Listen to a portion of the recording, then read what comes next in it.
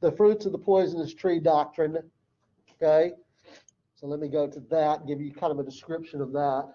Okay, so the exclusionary rule means that evidence obtained by the police illegally, for lack, just the quickest way to say it is illegally. In other words, in violation of the provisions of the Fourth and Fifth Amendment, okay, can't be used or introduced as evidence at trial in an effort by the state to obtain a conviction against the defendant, right? That's what the exclusionary rule means, right? It's going to be suppressed, okay? Never introduced at trial. If there's a jury, they're never going to hear about it, all right?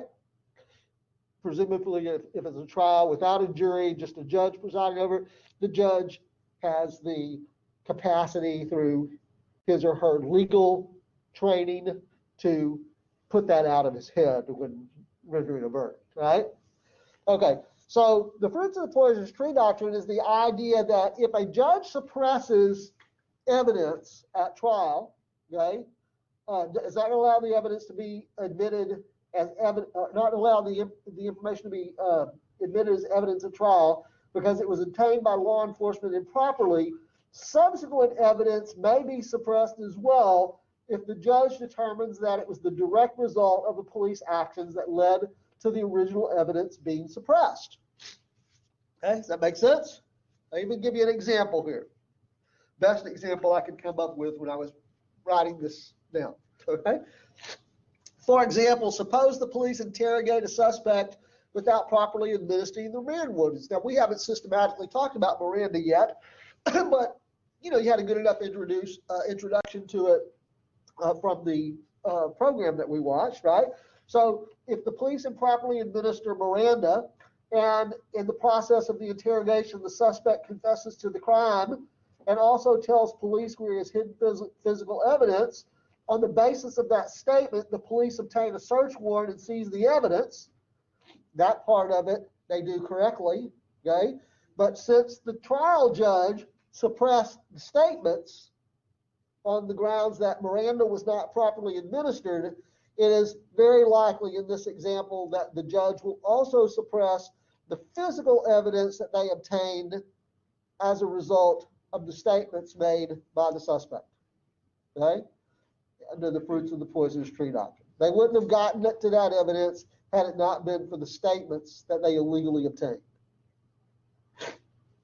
Now, we're going to talk about here in just a few minutes all kinds of exceptions to that, okay? But that's the general legal principle.